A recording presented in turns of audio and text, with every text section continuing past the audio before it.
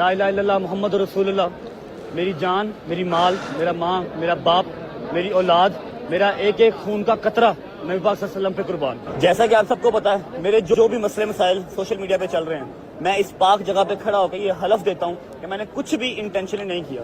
مجھ سے جو بھی لا علمی میں ہوا، میں آپ سب سے ریکویسٹ کرتا ہوں ہاتھ جوڑ کے، پہلے بھی معذرت کی ہے، ایک بار پھر معذرت کرتا ہوں، اپنے دلوں کو میرے لیے صاف کر لیں۔ میری تمام علماء کرام، حکومت پنجاب اور پاک فوج سے گزارش ہے کہ اس معاملے پہ نظر ثانی کی جائے اور مجھے انصاف دلوایا جائے۔ اور جس نمبر کی دفاع مجھ پہ لگائی جا رہی ہے، میں نے اپنے ولاگ میں بھی بتایا تھا کہ 295 مجھ پہ جھوٹی لگائی گئی ہے، لیکن جھوٹا کاٹ دیا گیا اور 295 کے اوپر فتویٰ دے دیا گیا۔ خیر، میں پھر بھی اس پاک جگہ پہ کھڑا ہو کے اللہ اور اس کے رسول اور تمام مسلمانوں سے ایک بار پھر معذرت۔ کیسی بخشش کا سما ہوا پھرتا ہے، شہر کا شہر ہی پریشان ہوا پھرتا ہے، شب کو شیطان بھی مانگے پناہ جس سے، صبح کو وہ بھی صاحب ایمان ہوا پھرتا ہے، نہ جانے کون کب کسی کو کافر سمجھ کے مار دے، شہر کا شہر ہی مسلمان ہوا پھرتا ہے۔ رجب بٹ، مجھے اس سے اختلاف ہے کہ جو فیملی ولاگ کرتا ہے اور اپنے گھر والوں کو دکھاتا ہے، اس بارے میں مجھے اس سے اختلاف ہے، لیکن یہ جو مسئلہ اٹھایا ہوا ان لوگوں نے کہ اس پر کفر کے فتوے، اس کو ملعون قرار دیا جا رہا ہے اور اس کو گستاخ رسول ڈکلیئر کیا جا رہا ہے، یہ سراسر زیادتی کر رہے ہیں۔ آپ اگر اس کی ویڈیو کو دیکھے جا کر، میں نے سنی ہے، چلیں آپ ایک مرتبہ پھر سن لیں، اس میں اس نے کہا کیا ہے، سنیں آپ ایک مرتبہ۔ میرے استاد کے سر پہ بھی تھی 295، میرے سر پہ دو ہیں، 295 اے، 295 سی، جو ہمارا آج پرفیوم لانچ ہونے جا رہا ہے اس کا نام بھی 295 ہی ہے، لیڈیز کا بھی ہے اور جینٹس کا بھی ہے۔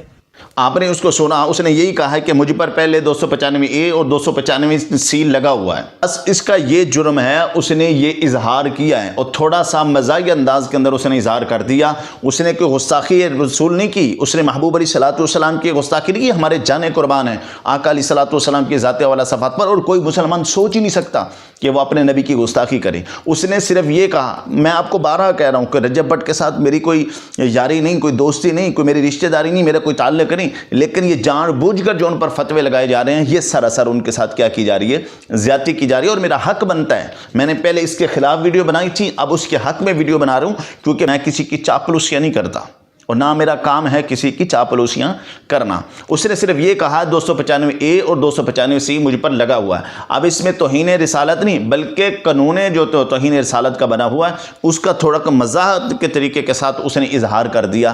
اس پر صرف و صرف کسی محقق، کسی مجدد، کسی فقیہ آدمی کے پاس اب چلے جائیں اور اس سے اتنا سوال کر دیں۔ یہ تو سارے سوشل میڈیا کے مفتی ہیں نا، جو کفر کے فتوے لگا رہے ہیں اور قتل کے فتوے لگا رہے ہیں۔ اب کسی عالم، کسی مفتی کے پاس جائیں، اسی کے حضرت ذرا یہ بتائیں، یہ ویڈیو دکھائیں، یہ سنیں، اس بندے نے یہ بات کی ہے، آیا پہ اس پر کون سا فتویٰ جاری ہوگا؟ تو صرف و صرف اتنا علماء کہیں گے، جو محقق ہوگا، جو مدقق ہوگا، جس کا علم کے ساتھ تعلق ہوگا، وہ یہ کہے گا جناب اس کو صرف چاہیے کہ وہ معافی مانگ لے۔ اس نے پاکستان میں رہ کر قرآن پہ ہاتھ رکھ کے معافی مانگی، ہمیں معافی قبول نہیں کی۔ اب اس نے خانہ کعبہ میں کھڑے ہو کر جا کے علیہ اعلان کہا، جناب میں نے گستاخی رسول نہیں کی، اگر مجھ سے کوئی ایسے لفظ نکلے ہیں میں اس پر معافی مانگتا ہوں، تو پھر جناب ہمیں معاف کر دینا چاہیے نا۔ تو پھر یہ مفتی جو سوشل میڈیا کے بنے ہوئے ہیں اور اس کو گستاخ رسول ڈکلیئر کر رہے ہیں، ان کو تھوڑی سی شرم آ جانی چاہیے اور ان کو شرم کر لینی چاہیے۔ کیوں اس ملک میں آگ لگانا چاہتے ہو؟ صرف اس ملک کے اندر تم ہی مسلمان پیدا ہوئے ہو اور کوئی مسلمان ہی نہیں ہے۔ تمہارا کسی سے ذاتی اختلاف ہو تو وہ اپنی جگہ ہیں، لیکن کسی مسئلے کو آڑ بنا کر اس پر کفر کے فتوے لگانا اور اس کو گستاخ رسول ڈکلیئر کر دینا، پتہ ہے اب اس کی جان کو خطرہ ہے۔ ہمارا آئیڈیل نہیں ہے، لیکن ہمارا فرض بنتا ہے کہ اگر ہم کچھ بول سکتے ہیں نا تو ہم بولیں کہ جناب یہ غلط کر رہے ہیں اب، اور وہ گستاخ رسول نہیں بنا، نہ ہی اس پر گستاخ رسول والی سزا لاگو ہوتی ہے۔ بس اتنا بنتا ہے کہ وہ سر عام آ کر قوم سے معافی مانگے، جو اس نے قرآن کو ہاتھ میں لے کر مانگ لی ہے۔ اور ہماری قوم کو اتنی بات سمجھ لینی چاہیے تھی، ایک بندہ قرآن میں، ہمارا تو قرآن پہ یقین ہے، اس نے قرآن کو اٹھایا، ہاتھ میں رکھا اور معافی مانگ لی، اور ہمیں اس بات کو قبول کرنا چاہیے تھا، لیکن ہم نے اس کو قبول نہیں کیا، اور ہم مزید آگے بڑھتے چلے جا رہے ہیں، آگے بڑھتے چلے جا رہے ہیں، اور یہاں تک کہ ہمیں سکون پتہ کب آئے گا؟ جب اسے کوئی مار دے گا اور ہم کہیں گے واہ واہ یہ غازی بن گیا۔ غازی ایسے بنا جاتا ہے؟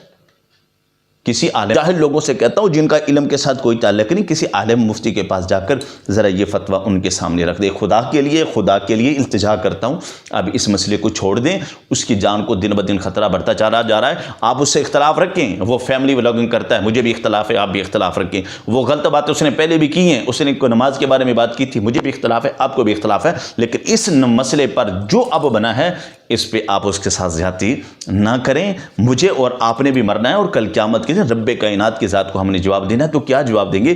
ایک بندے پر ایسا کیس بنا رہے ہیں جو بنتا ہی نہیں. اللہ تبارک و تعالی ہم سب کو جو ہے نا اس بارے میں سوچنے کی توفیق عطا فرمائے اور عمل کرنے کی بھی توفیق عطا فرمائے.